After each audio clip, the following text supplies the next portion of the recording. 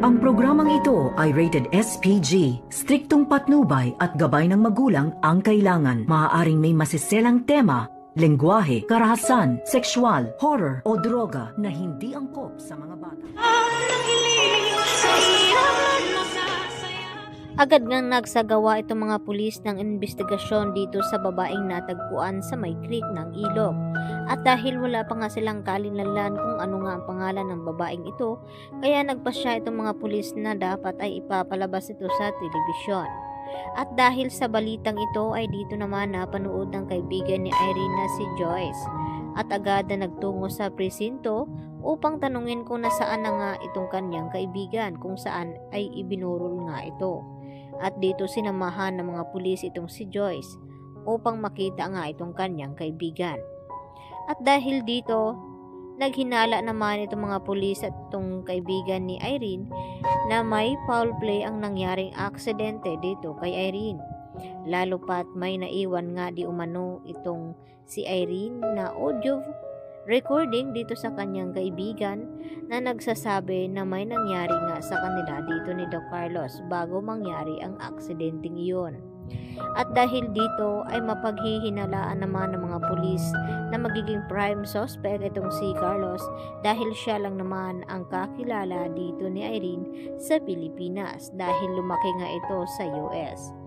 At dahil dito maipipilitan naman na maimbitahan itong si Carlos dito sa presinto upang tanungin na may kinalaman ba siya sa nangyaring aksidente sa babaeng natagpuan nila dito sa may ilog. At dito naman na kinabahan ng husto itong si Carlos dahil sa mga nangyari ngayon at dahil may hawak na audio recording ang kaibigan dito ni Irene na magdidiin na may kinalaman itong si Carlos sa nangyaring aksidente. At nagulat naman itong si Lynette nang sabihin nga dito ni Joyce na ang huling kasama nga dito ni Irene ay walang iba kundi itong si Carlos. Dahil bago nga umalis itong si Irene sa kanyang kaibigan ay kabilin-bilinan nito na pupuntahan daw niya itong si Carlos upang manghingi ng pera. At malabo nga mangyari nga may kinalaman si Irene sa pangluloob ng bahay ni Carlos dahil ang pagkakaalam nga ni Joyce na okay naman daw sila at magkaibigan. At dito nga na umuutang ng pera itong si Joyce kay Carlos.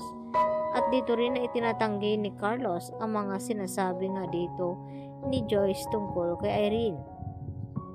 Dahil sa muntik-muntikan nang sabihin at sakto naman na narinig ito at dumating si Carlos at nagtanong kung sino nga bang bisita dito ni Lynette.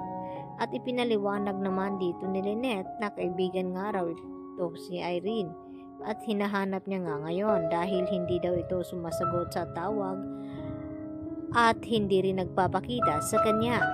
At maaalala naman ngayon ni Joyce ang text message sa kanya na nagsasabi na wag na daw siyang hanapin dahil pabalik na nga raw siya ng US.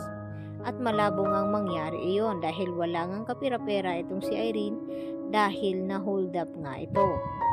At dito titindihan pagdududa dahil malalaman nila ni Annalyn at Chang Susan at Josa na ang babaeng kanilang pinaglalamayan ay walang iba kundi itong si Irene. At dito nga magugulat pati itong si Harry dahil sa iba balita ni Annalyn sa kanya na wag na daw siyang mag-aksaya ng panahon na hanapin pa itong si Irene dahil wala na nga ito. At papuntahin na lamang itong sina Lynette at itong si Harry dito sa burol kung saan ay magugulat sila sa kanilang makita kung anong hitsura dito ni Irene. At dahil dito hindi naman papayag itong si Carlos na pumunta doon dahil inuusig na nga siya ng kanyang konsensya dahil sa kanyang ginawa na hindi nga daw siya kriminal dahil siya ay isang doktor na nagliligtas ng buhay ng tao. Kaya yan naman ang ating pakatutukan at pakaabangan bukas mga kapuso kung dito na nga ba mabubuking itong si Carlos sa krimen na kanyang ginawa. Yan lang po at maraming